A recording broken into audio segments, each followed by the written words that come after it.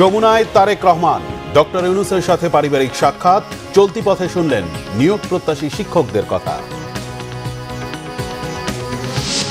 11 দলে টানাপোড়েনের মাঝে 179 আসন রাখল জামাত, এনসিপিকে দেয়া হলো 30টি। ইসলামী আন্দোলন অবস্থান জানাবে আজ। জুলাই যোদ্ধাদের আইনি সুরক্ষায় দায় মুক্তি অধ্যাদেশ অনুমোদন, আন্দোলন প্রতিরোধে ফৌজদারি মামলা থাকলে প্রত্যাহার করবে সরকার। ফের মাঠে গড়াচ্ছে বিপিএল, বিসিবির আশ্বাসে ক্রিকেটারদের বয়কট প্রত্যাহার, স্থগিত 2টি ম্যাচ অনুষ্ঠিত হচ্ছে আজ। দেখছিলেন ক্রাউন সিমেন্ট সংবাদ শিরোনাম। প্রধান উপদেষ্টা ডক্টর মোহাম্মদ ইউনূসের সাথে সৌজন্য সাক্ষাৎ করেছেন বিএনপির চেয়ারম্যান তারেক রহমান। সাথে ছিলেন তার স্ত্রী ডক্টর জোবাইদা রহমান ও মেয়ে জাইমা রহমান। দেশে ফেরার পর প্রথমবারের মতো সৌজন্য সাক্ষাতে প্রধান উপদেষ্টার কার্যালয় যমুনায় যান তারেক রহমান। বৃহস্পতিবার সন্ধ্যা 7:30টায় প্রধান উপদেষ্টা ডক্টর মোহাম্মদ ইউনূস তারেক রহমান ও তার পরিবারের সদস্যদের স্বাগত জানান। এ সময় প্রধান উপদেষ্টার মেয়ে দিনা ইউনূসও উপস্থিত ছিলেন।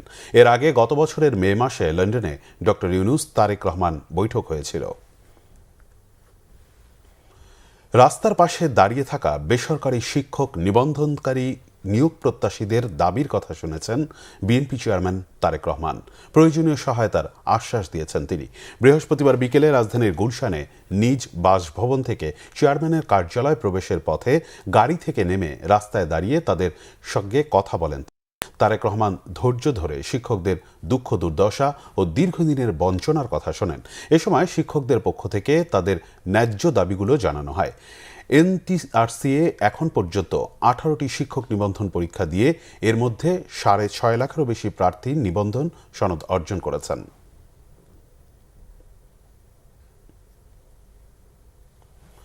আগামী ত্রয়োদশ জাতীয় সংসদ নির্বাচন উপলক্ষে আসন সমঝোতায় 253 আসনে প্রার্থী ঘোষণা করেছে 11 দলীয় নির্বাচনী ঐক্য। বৃহস্পতিবার রাতে রাজধানীর ডিপ্লোমা ইঞ্জিনিয়ার্স ইনস্টিটিউটে আয়োজিত সংবাদ সম্মেলনে জামাত ইসলামীর নায়েবে আমির সৈয়দ আবদুল্লাহ মোহাম্মদ তাহের জোটের পক্ষ থেকে এ আসন সমঝোতার ঘোষণা দেন। তবে জাতীয় গণতান্ত্রিক পার্টি জাকপা ও বাংলাদেশ খেলাফত আন্দোলনের জন্য আসনের সিদ্ধান্ত পাওয়া যায়নি। চূড়ান্ত হয়নি ইসলামী আন্দোলন বাংলাদেশের আসন সমঝোতার বিষয়টিও। মেজবা রহমানের রিপোর্ট। অবশেষে সকল জল্পনা কল্পনা কাটিয়ে 253টি সংসদীয় আসন বন্টনের ঘোষণা দিল জামায়াতে ইসলামী, এনসিপি সহ 11 দলীয় জোট। বৃহস্পতিবার রাজধানীর ডিপ্লোমা ইঞ্জিনিয়ার্স ইনস্টিটিউটে 11 দলীয় নির্বাচনী ঐক্যের ব্যানারে আসন বিন্যাসের ঘোষণা দেন জামায়াতে ইসলামের নায়েবে আমির ডাক্তার আবদুল্লাহ মোহাম্মদ তাহের। বাংলাদেশ জামাত ইসলামী 179, জাতীয় নাগরিক পার্টি 30, বাংলাদেশ খেলাফত মজলিস 20, খেলাফত মজলিস 10, এলডিপি 7, নেতাজি ইসলাম পার্টি 2, আমার Bangladesh party 3, Bangladesh development party 2। তবে এখনও অমীমাংসিত ইসলামী আন্দোলন, খেলাফত আন্দোলন ও জাকপার আসন বন্টনের বিষয়টি। আমাদের এখানে জাকপার প্রতিনিধিত্ব আছে, এটিও আমরা এখনো সংখ্যা বা ইস্যুটা চূড়ান্ত করিনি, এটা আমরা একইভাবে সেখানে আলোচনা করবো ইনশাল্লাহ। এর আগে 11 দলের নেতারা বলেন, জুলাই সনদের আইনি ভিত্তি বাস্তবায়নে তাদের লড়াই শুরু হয়েছিল। এই ঘোষণার মধ্য দিয়ে 11 দলীয় নির্বাচনী ঐক্য তৈরি হবে বলেও আশা করেন তারা। যাকে যেই আসনে মনোনীত প্রার্থী হিসেবে চূড়ান্ত ঘোষণা দেওয়া হবে তার পক্ষে সম্মিলিতভাবে আমরা সকল দলের নেতাকর্মী এবং দেশবাসীকে একসাথে কাজ করার উদাত্ত আহ্বান জানাবো। আমরা এই আসন্ন নির্বাচন এবং গণভোটে একত্রে কাজ করব, ঐক্যবদ্ধ কাজ করব। ফলে সারা বাংলাদেশের সকল আসনে, আমি আজকে সকালেও বলেছি যে আমাদের কোনো দলের প্রার্থী থাকবে না আজকে ঘোষণার পর থেকে। সেটা আমাদের এই নির্বাচনী সমঝোতা বা 11 দলীয় নির্বাচনী ঐক্য, তাদের প্রার্থী হিসেবে তারা বিবেচিত হবে এবং আমরা সবাইকে সহযোগিতার মাধ্যমে জনগণের পক্ষে, ন্যায়ের পক্ষে আমরা এই নির্বাচনকে ফলাফল নিয়ে আসবো এবং বাংলাদেশ সামনের দিকে এগিয়ে যাবে, এটাই আমাদের প্রত্যাশা। বর্তমানে যে বিভিন্ন জায়গায় নির্বাচনের পরিবেশ নাই এবং সকলের জন্য সমান সুযোগ নাই, এটা যদি সৃষ্টি করা না হয়, প্রধান নির্বাচন কমিশনার, অন্যান্য নির্বাচন কমিশনাররা যেভাবে জেলে গেছে, আপনাদেরকেও আগামীতে জেলে যেতে হবে। এই সময় জামায়াতে আমির ডাক্তার শফিকুর রহমান বলেন, বিগত নির্বাচনগুলোতে তরুণ সমাজ তাদের ভোটাধিকার প্রয়োগ করতে পারেনি, এবার তাদের ভোটের অধিকার ফিরিয়ে দেওয়া হবে। যে রাজনীতি নিরীহ মানুষের জীবন রক্ষার চাইতে মানুষকে খুনের রাজনীতি করে, আমরা সেই রাজনীতিতে আর ফিরে যেতে চাই না। আমরা দুর্নীতি এবং চাঁদাবাজিতে লিপ্ত যে রাজনীতি, সেই রাজনীতিও আমরা আর দেখতে চাই না। আমরা সত্যিকার অর্থেই জন আকাঙ্ক্ষা এবং বিশেষভাবে আমাদের তরুণদের আকাঙ্ক্ষার বাংলাদেশটাই দেখতে চাই। সেই বাংলাদেশটা গড়ার জন্যই আমাদের এই অন্তর্ভুক্তিমূলক আয়োজন। আমরা কার্যত জুলাই বিপ্লবের যারা স্বীকৃতি দেন, ধারণ করেন, জুলাই বিপ্লবের মাধ্যমে নতুন বাংলাদেশ গড়ার স্বপ্ন দেখেন, সেই লোকগুলোই আমরা একত্রিত হয়েছি। এ সময় দলগুলোর নেতারা হুঁশিয়ারি দিয়ে বলেন, অতীতের মতো ইলেকশন ইঞ্জিনিয়ারিং বরদাস্ত করা হবে না। অতীতের মতো কোনো নির্বাচনী ইঞ্জিনিয়ারিং আমরা দেখতে চাই না এবং আসলে আমরা একবারই এটা বরদাস্ত করব না, ইনশাআল্লাহ। মিসবাহ রহমান, বাংলা ভিশন, ঢাকা। প্রবাসী ভোটারদের জন্য পাঠানো পোস্টাল ব্যালটের ভুলভ্রান্তিতে বিএনপি ক্ষতিগ্রস্ত হয়েছে বলে ইসিকে জানিয়েছে বিএনপি। এ বিষয়ে নির্বাচন কমিশনের কাছে পরিষ্কার ব্যাখ্যা চেয়েছে দলটি। এদিকে প্রবাসীদের পাঠানো পোস্টাল ব্যালট জামাতের হাতে যাওয়ার তথ্য সঠিক নয় বলে দাবি করেছে জামাত ইসলামী। এদিকে পোস্টাল ব্যালট নিয়ে কোনো অনিয়ম হলে ছাড় না দেওয়ার হুঁশিয়ারি দিয়েছেন নির্বাচন কমিশনার আবুল ফজল মোহাম্মদ সানাউল্লাহ। রিপোর্ট আসমা আক্তার নুপুরের। আচরণ বিধি সহ নানা বিষয়ে পাল্টাপাল্টি অভিযোগে নির্বাচন কমিশনে প্রধান রাজনৈতিক দলগুলোর নেতারা বৃহস্পতিবার দুপুরে প্রধান নির্বাচন কমিশনারের সাথে সাক্ষাৎ করেন বিএনপির স্থায়ী কমিটির সদস্য সালাউদ্দিন আহমেদ। সাক্ষাৎ শেষে সাংবাদিকদের জানান, প্রবাসীদের পোস্টাল ব্যালট ব্যবস্থায় ব্যাপক অনিয়ম হয়েছে। ব্যালট প্রণয়ন, প্রেরণ ও ব্যবস্থাপনায় যুক্তদের ইসির কাছে ব্যাখ্যা দিতে হবে। সালাউদ্দিন আহমেদের দাবি, একটি নির্দিষ্ট রাজনৈতিক দলের পক্ষে এখানে কাজ হয়েছে। এখানে কিছু ভুলভ্রান্তি থাকতে পারত, তবে যে ভুলভ্রান্তিটা হচ্ছে এখানে আমরা ভিকটিমাইজড, আমরা ক্ষতিগ্রস্ত হচ্ছি এবং একটি নির্দিষ্ট রাজনৈতিক দলের পক্ষ হয়ে কিছু কিছু এখানে কাজ হয়েছে বলে আমাদের ধারণা, এবং সেটা প্রকাশিত হয়েছে। আসলে ধারণাও নয়, সেটা প্রমাণিত হচ্ছে। তা এখন আমরা বলেছি এই বিষয়ে আপনাদেরকে পরিষ্কার ব্যাখ্যা দিতে হবে।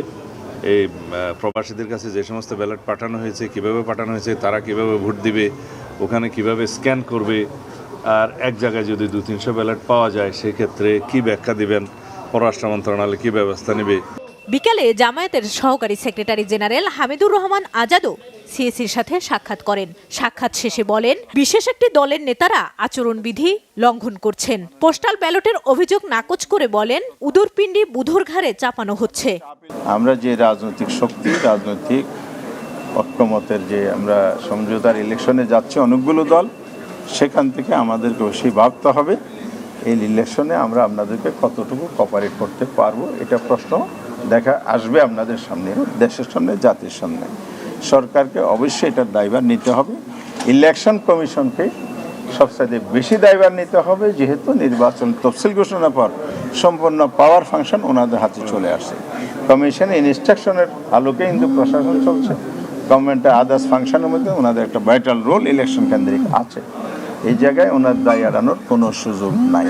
প্রথমবার প্রবাসী ভোটের ব্যবস্থার কথা উল্লেখ করে সন্ধ্যায় নির্বাচন কমিশনার আবুল ফজল মোহাম্মদ সানাউল্লাহ বলেন, এ অবস্থায় কেউ ব্যবস্থাটি পণ্ড করার চেষ্টা করলে কঠোর ব্যবস্থা নেওয়া হবে। কোনো অবস্থাতেই কোনো ধরনের ছাড় দেওয়া হবে না যদি কাউকে পাওয়া যায় এটার সাথে সম্পর্কিত সামান্যতম ব্যত্যয়, যে আপনি কোনো রাজনৈতিক দল সমর্থন করেন বিধায় আপনি 5টা ভোট সংগ্রহ করে দিবেন, আপনার এনআইডি কার্ড ব্লক করা থেকে শুরু করে, আজকে সিআইডিও মিটিংয়ে ছিল, আমরা বলে দিয়েছি ক্রিমিনাল চার্জ আনা হবে তার বিরুদ্ধে, এবং প্রয়োজনে তাকে সেই দেশ থেকে বাংলাদেশে রিপ্যাট্রিয়েট করার ব্যবস্থা করা হবে। আমাদের প্রবাসী ভোটারদের কাছে 7,67,084টি ভোট ডিসপ্যাচ করা হয়েছে। বেশ কিছু ব্যালট ডেলিভার্ড না হয়ে ঠিকানা ভুল লেখার কারণে ফেরত আসছে। ইতিমধ্যে ফেরত এসেছে 4,521টা ব্যালট। এদিকে ত্রয়োদশ সংসদ নির্বাচনে রিটার্নিং অফিসারের সিদ্ধান্তের বিরুদ্ধে দায়ের করা আপিলের 6ষ্ঠ দিনের শুনানি হয়েছে ইসিতে। বৃহস্পতিবার 104টি আপিল শুনানিতে মনোনয়ন বৈধ হয়েছে 60 জনের। আসমা আক্তার নুপুর, বাংলা ভিশন, ঢাকা। বিএনপির স্থায়ী কমিটির সদস্য আমির খসরু মাহমুদ চৌধুরী বলেছেন, পোস্টাল ব্যালট নিয়ে বিতর্কের অবসান নির্বাচন কমিশন কি করতে হবে। চট্টগ্রামে বেগম খালেদা জিয়ার রুহের মাগফিরাত কামনায় আয়োজিত দোয়া মাহফিলে প্রধান অতিথির বক্তব্যে বিএনপির স্থায়ী কমিটির সদস্য আমির খসরু মাহমুদ চৌধুরী বলেন, দেশে স্থিতিশীল রাজনৈতিক পরিবেশের স্বার্থে বেগম খালেদা জিয়া আজীবন গণতন্ত্রের যে মশাল বহন করেছেন তার সম্মান রাখতে হবে। কথা বলেন পোস্টাল ব্যালট নিয়ে ওঠা বিতর্ক নিয়েও। এদিকে জাতীয় প্রেস ক্লাবে প্রবাস প্রত্যাগত শ্রমিকদের আয়োজনে বেগম খালেদা জিয়ার রুহের মাগফিরাত ও দোয়া অনুষ্ঠানে প্রধান অতিথির বক্তব্যে তিনি কথা বলেন। অন্যদিকে জাতীয় প্রেস ক্লাবের সামনে আরেক অনুষ্ঠানে শীতার্তদের জন্য শীত বস্ত্র বিতরণ করেন দলের ভাইস চেয়ারম্যান শামসুজ্জামান দুদু। এ সময় তিনি বলেন, একটি আধুনিক, নিরাপদ ও সমৃদ্ধ বাংলাদেশ নির্মাণে তারেক রহমানকে হাতকে শক্তিশালী করতে হবে। যে কোনো ষড়যন্ত্র মোকাবেলায় সবাইকে সজাগ থাকার আহ্বান জানান শামসুজ্জামান দুদু। জুলাই গণ অভ্যুত্থানে অংশগ্রহণকারী যোদ্ধাদের আইনি সুরক্ষা নিশ্চিত করতে উপদেষ্টা পরিষদ জুলাই গণ অভ্যুত্থানের দায়মুক্তি অধ্যাদেশ অনুমোদন করেছে।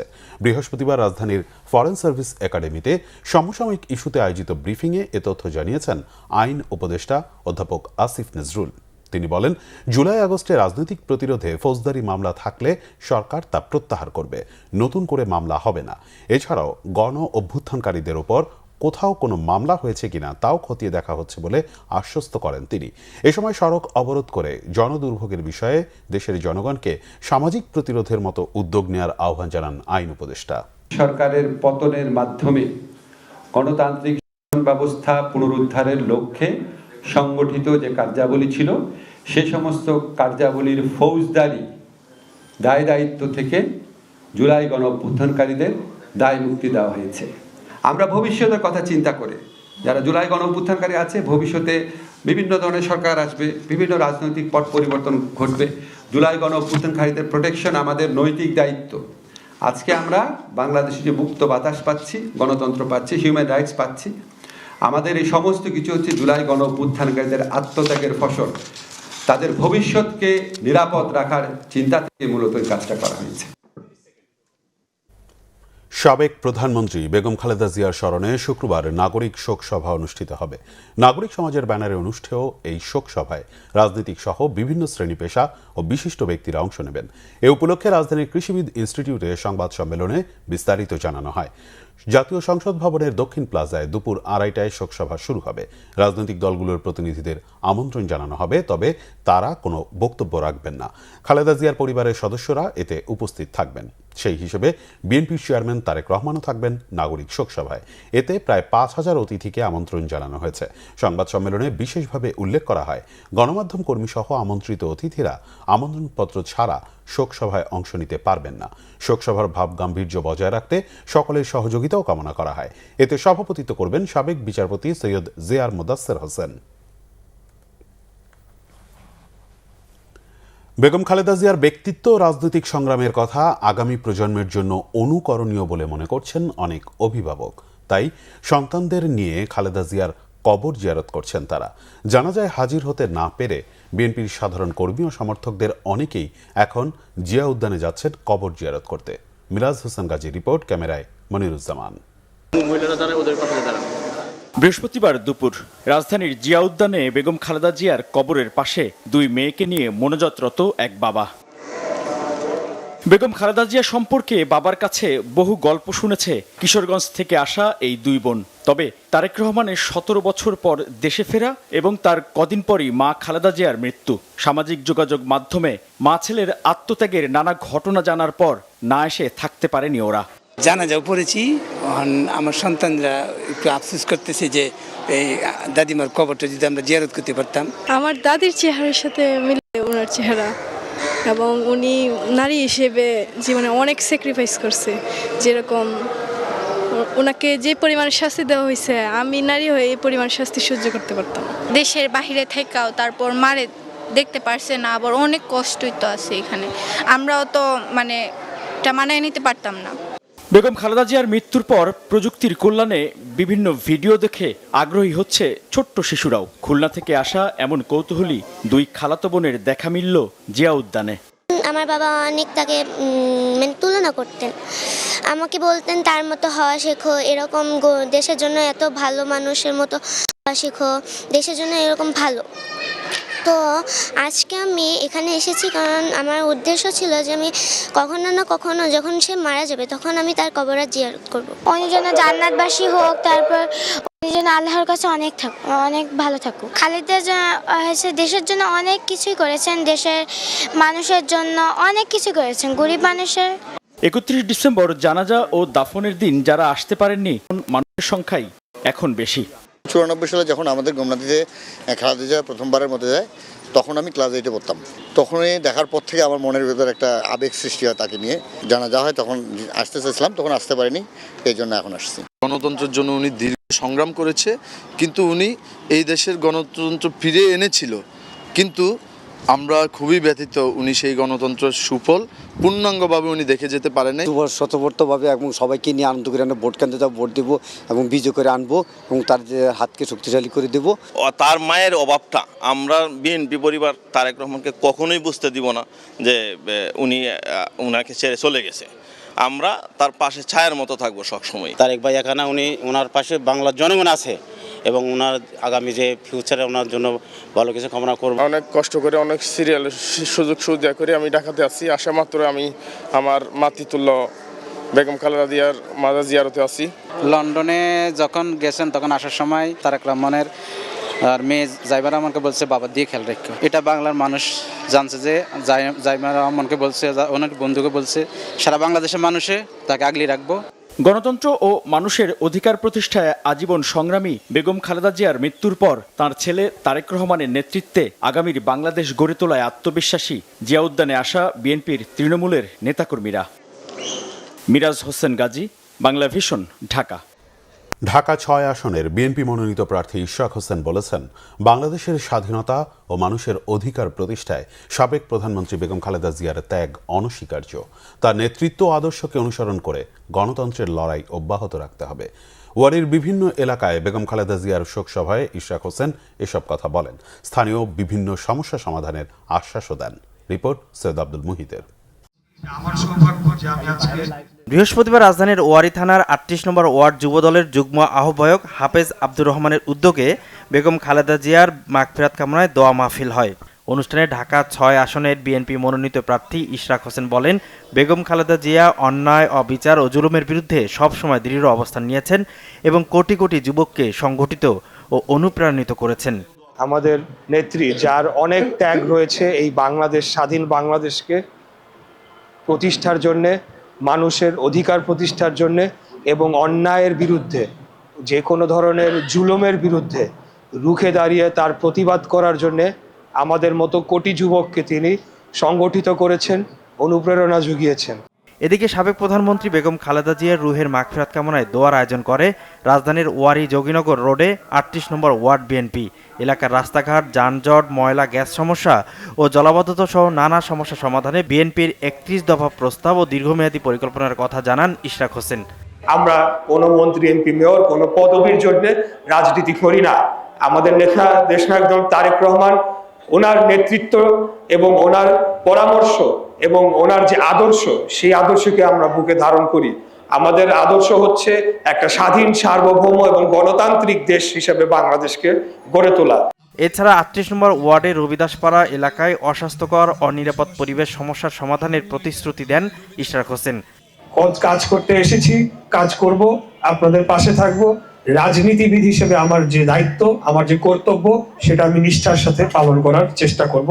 এটা আপনারা ভবিষ্যতে অবশ্যই দেখবেন।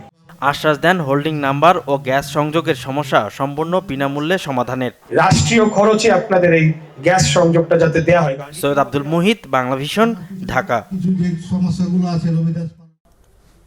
ক্রিকেটারদের নিয়ে বিরূপ বক্তব্যের কারণে বিসিবি পরিচালক নাজমুল ইসলামকে 2 দিনের আলটিমেটাম দিয়েছে বাংলাদেশ ক্রিকেট বোর্ড। জবাব না দিলে তার বিরুদ্ধে শৃঙ্খলা ভঙ্গের ব্যবস্থা নেবে বিসিবি। ক্রিকেট বোর্ডের আশ্বাসে বিপিএল বয়কটের সিদ্ধান্ত থেকে সরে এসেছে ক্রিকেটাররা। শুক্রবার আবারও মাঠে গড়াচ্ছে বিপিএল। মনির হোসেন খানের রিপোর্ট। দিনভর নাটকীয়তা শেষে কিছুটা স্বস্তির নিঃশ্বাস। গুলশানের বিসিবি অফিসে ক্রিকেটারদের সাথে বোর্ড কর্মকর্তাদের বৈঠক। ক্রিকেটার বিসিবির মুখোমুখি অবস্থানের আপাতত সমাপ্তি। বিসিবি পরিচালক ইফতেখার রহমান মিঠু জানালেন, অভিযুক্ত নাজমুল ইসলামকে এরই মধ্যে ফিনান্সিয়াল কমিটি থেকে সরিয়ে দেওয়া হয়েছে। তার বিরুদ্ধে নেওয়া হচ্ছে ব্যবস্থা।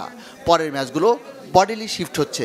একজন আমাদের ক্রিকেট বোর্ডের ডিরেক্টর একটা কমেন্ট করেছিলেন, এটা আমরা মনে করি এটা রিয়েলি অনাকাঙ্ক্ষিত, ওনার এটা করা উচিত হয়নি। প্রসিডিওর অনুযায়ী তাকে আমরা শোকজ করা হয়েছে এবং তাকে 48 ঘন্টা দেওয়া হয়েছে, যেটা 17 তারিখে দুপুরে শেষ হবে। তার যা হয়েছে খেলা হয়নি। আমরা যেটা হচ্ছে যে আমরা আজকে বসেছিলাম ওদের সাথে, আমরা সবাই একমত হয়েছি যে আমরা ক্রিকেটটাকে আবার শুরু করতে চাই। বিসিবির আশ্বাসে হার্ডলাইন থেকে সরে এসেছে ক্রিকেটাররা। 2 দিনের আলটিমেটাম শেষে নাজমুল ইসলামের বিপক্ষে কি অবস্থা নেয় বোর্ড, সেদিকেও কড়া নজর থাকবে তাদের। ওনাকে যেহেতু রিচ করা যাচ্ছে না, ওনারা আমাদেরকে কথা দিয়েছেন ওনাকে as early as possible reach করে আমাদের যেই দাবি সেটা ওনারা যত তাড়াতাড়ি সম্ভব পূরণ করবেন এবং ওনারা আমাদের যে চাওয়াটা ওনাদের প্রসিডিওর অনুযায়ী অ্যাজ আর্লি অ্যাজ পসিবল ওনারা এটা কমপ্লিট করবেন।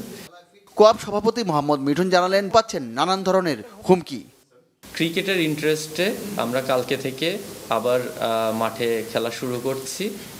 ক্রিকেটারদের বয়কটের সঙ্গে তামিম ইকবালের কোনো যোগসাজশ নেই বলেও জানান মিঠুন। মনির হোসেন খান, বাংলা ভিশন, ঢাকা।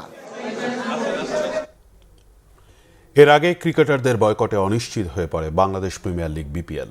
বিসিবি পরিচালক নাজমুল ইসলামের পদত্যাগের দাবিতে অনড় থাকেন ক্রিকেটাররা। তাকে অপসারণ না করা পর্যন্ত মাঠে না ফেরার ঘোষণা দেন তারা।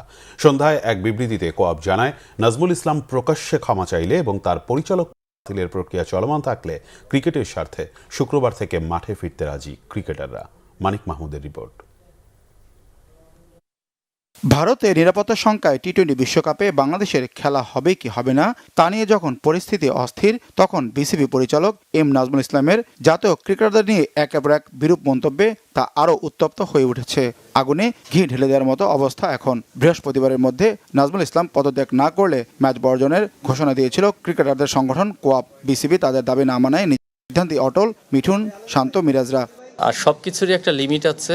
আমার মনে হয় লিমিটটা ক্রস করে গেলে তখন অ্যাকশন ছাড়া আর বিকল্প কোনো অপশন থাকে না। তো আমরা আজকে যেটাই করছি আমরা অসহায় এবং বাধ্য হয়েই করা। আপনারা ফারুক ভাইকে ওভারনাইট এখান থেকে সরিয়ে দিয়েছিলেন, কিন্তু এখন একজন বোর্ড ডিরেক্টরের ক্ষেত্রে যার এগেনস্টে ইভেন বোর্ড ডিরেক্টররাও বলছেন যে ওনার উপরে বিরক্ত, তাহলে এত থাকলে আপনারাও বিরক্ত, আমরাও বিরক্ত, পুরো ক্রিকেট জাতি বিরক্ত, তারপরেও একজন বোর্ড ডিরেক্টরকে কেন সরানো যাচ্ছে না, এই কোশ্চেনটা আমারও আছে। ক্রিকেটাররা বলেন, বোর্ডের সাথে নেই কোনো বিরোধ, খেলাটাই তাদের পেশা, মাঠেও ফিরতে যান, তবে সম্মান বিসর্জন দিয়ে নয়। ক্রিকেট বন্ধ করে আসলে আমাদের কোনো কিছু না। আমরা চাই যে ক্রিকেট মাঠে খেলা থাকুক এবং খেলা হোক এবং প্রফেশনালিজম মেনটেন করে যাতে সবাই আমরা ক্রিকেট খেলতে পারি মাঠে, এটা সব থেকে বড় লক্ষ্য থাকে। মাঠে খেলা হচ্ছে বলেই কিন্তু আজকে আমাদের একটা ভালো জায়গায় আমরা ক্রিকেট বোর্ড আছি। সো মাঠে যদি খেলাই না হয় তাহলে কিন্তু স্পন্সরও আসবে না বা আইসিসি থেকেও যে রেভিনিউটা পাওয়া হয় সেটাও পাওয়া হবে না। বাট আমার কাছে মনে হয় যে আমাদের এটা শুধু ব্যক্তিগত না, এটা প্রত্যেকটা ক্রিকেট ক্রীড়াঙ্গনের জন্য এটা একটা লজ্জাজনক। ক্রিকেটারদের প্রতিবাদের মুখে বিসিবির অর্থ কমিটির চেয়ারম্যানের পদ থেকে অব্যাহতি দেওয়া হয় নাজমুল ইসলামকে। বিপিএল ঢাকা পর্বে দিনের প্রথম ম্যাচও মাঠে গড়ায়নি, তবে ক্রিকেটাররা তাদের বয়কটে অটল থাকায় সন্ধ্যা পর্যন্ত হয়নি কোনো সমঝোতা। ফ্রাঞ্চাইজির সাথে আলোচনার সিদ্ধান্ত নেয় বিসিবি। অনিশ্চিত হয়ে পড়ে বিপিএল। বোর্ডের গঠনতন্ত্র অনুযায়ী নির্দিষ্ট কয়েকটি কারণ ছাড়া কোনো পরিচালককে অপসারণ করার বিধি নেই, যদি না কেউ স্বেচ্ছায় সরে দাঁড়ান। মানিক মাহমুদ, বাংলা ভিশন, ঢাকা।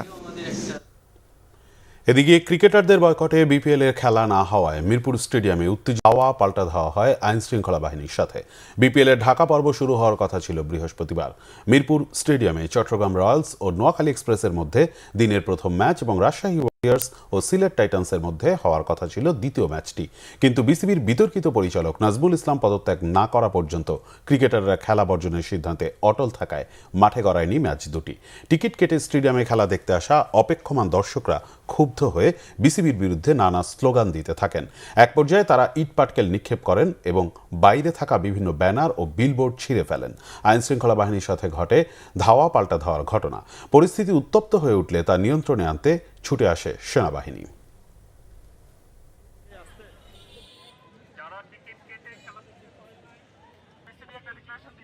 ঢাকা সেন্ট্রাল ইউনিভার্সিটির অধ্যাদেশ জারির দাবিতে বৃহস্পতিবারও সায়েন্স ল্যাব ও টেকনিক্যাল মোড় অবরোধ করে বিক্ষোভ করেছে 7 কলেজের শিক্ষার্থীরা। প্রস্তাবিত ঢাকা সেন্ট্রাল ইউনিভার্সিটি অধ্যাদেশ জারির দাবিতে দ্বিতীয় দিনের মতো শিক্ষার্থীদের এই অবরোধ কর্মসূচিতে দুপুর 12টার পর সায়েন্স ল্যাব মোড়ে জড়ো হতে থাকে ঢাকা ইডেন কলেজ সহ বেশ কয়েকটি কলেজের শিক্ষার্থীরা। ঢাকা বিশ্ববিদ্যালয়ের বাস আটকে দিলে উত্তেজনা তৈরি হয়, ভাঙচুর চালানো হয় বাসে। শিক্ষার্থীদের সড়ক অবরোধের কারণে সায়েন্স ল্যাব ও এর আশপাশের এলাকায় তীব্র যানজট সৃষ্টি হয়, ভোগান্তিতে পড়েন মানুষ। স্বতন্ত্র বিশ্ববিদ্যালয়ের দাবিতে দীর্ঘদিন ধরে আন্দোলন করে আসছে 7 কলেজের শিক্ষার্থীরা।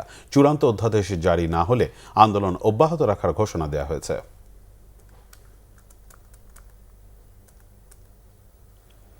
এবারে নির্বাচনে আওয়ামী লীগের অংশগ্রহণের আইনি কোনো সুযোগ নেই বলেছেন তথ্য সম্প্রচার এবং পরিবেশ, বন ও জলবায়ু পরিবর্তন বিষয়ক উপদেষ্টা সৈয়দা রিজওয়ানা হাসান বৃহস্পতিবার সচিবালয়ে সাংবাদিকদের সঙ্গে সমসাময়িক রাজনৈতিক ইস্যু ও নির্বাচন নিয়ে আলাপকালে তিনি কথা বলেন। নির্বাচন নিয়ে জনমনে তৈরি হওয়া সংশয় উড়িয়ে দিয়ে রিজওয়ানা হাসান বলেন, নির্বাচন 12 ফেব্রুয়ারিই হবে। প্রোপাগান্ডা ছড়িয়ে কোনো লাভ হবে না। আওয়ামী লীগ ছাড়া নির্বাচন কতটা গ্রহণযোগ্য বা অংশগ্রহণমূলক হবে কিনা এমন প্রশ্নের জবাবে বলেন, আওয়ামী লীগ ছাড়াও নির্বাচন অংশগ্রহণমূলক হবে। আরেক প্রশ্নের জবাবে বলেন, হ্যাঁ ভোটের পক্ষে প্রচারণায় সরকারের নিরপেক্ষতা হারাবে না। গণভোটের পক্ষে সরকারের প্রচারণার বিষয়টি প্রশ্নবিদ্ধ হবে না বলেও দাবি করেন রিজওয়ানা হাসান। বিএনপির বিদ্রোহী প্রার্থীদের সঙ্গে সমন্বয় ও সংকট নিরসনে প্রয়োজনে দলের চেয়ারম্যান তারেক রহমান নিজে কথা বলবেন এমন আশ্বাস পেয়েছেন বলে জানিয়েছেন গণ অধিকার পরিষদের সভাপতি ও ডাকসুর সাবেক ভিপি নুরুল হক নূর। রাজধানীর মিরপুরে নিজের নির্বাচনী এলাকা পটুয়াখালী 3 আসনের ভোটারদের সঙ্গে এক অনুষ্ঠানে তিনি কথা বলেন।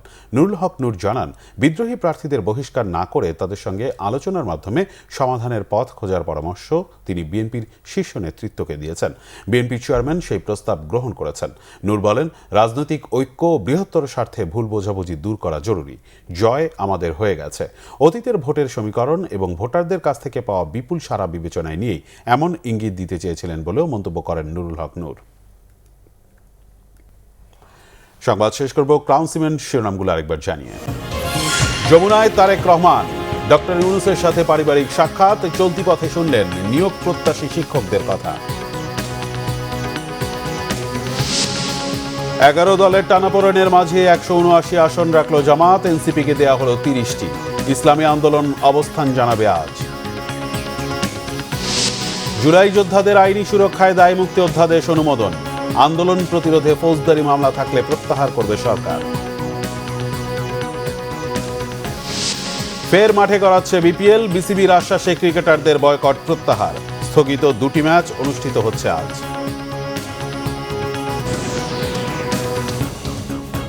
এই ছিল এখনকার মতো। পরের সংবাদ সকাল 7:30টায় দেখার আমন্ত্রণ রইল। এতক্ষণ সাথে থাকায় ধন্যবাদ।